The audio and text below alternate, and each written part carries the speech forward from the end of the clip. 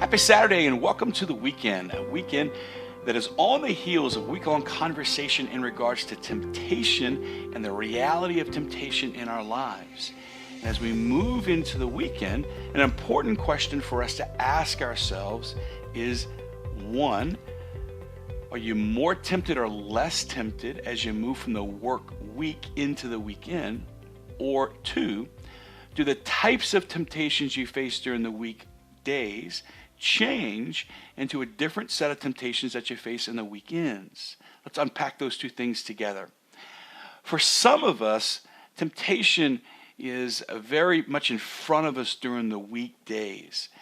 Perhaps it's the stress of the week, it's the pace with which we live our lives.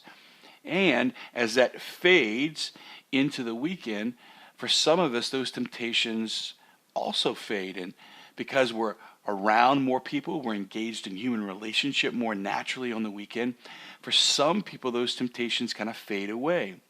However, for other people, maybe it is because of the focus of the week or the busyness of the week that we're less tempted during the weekdays and we're more tempted to particular vices or ways that we unplug, you might say, and grasp for consolation on the weekends. And maybe for some of us, it's the weekends that you find yourself faced with more temptation.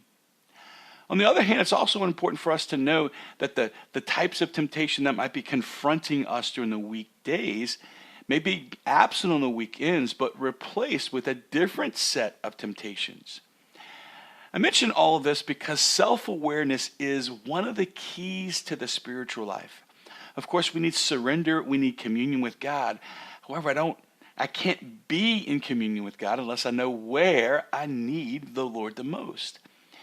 And growing in self-awareness, particularly around vulnerability and temptation, is an essential place for us to ask God to be with us. It's there that He wants to be with us in relationship. It's there that God can be God and we can receive all that God wants to share with us. And so perhaps as we move into the weekend, maybe this weekend you have more time to pray because the rhythm of life of the weekdays is kind of fading away.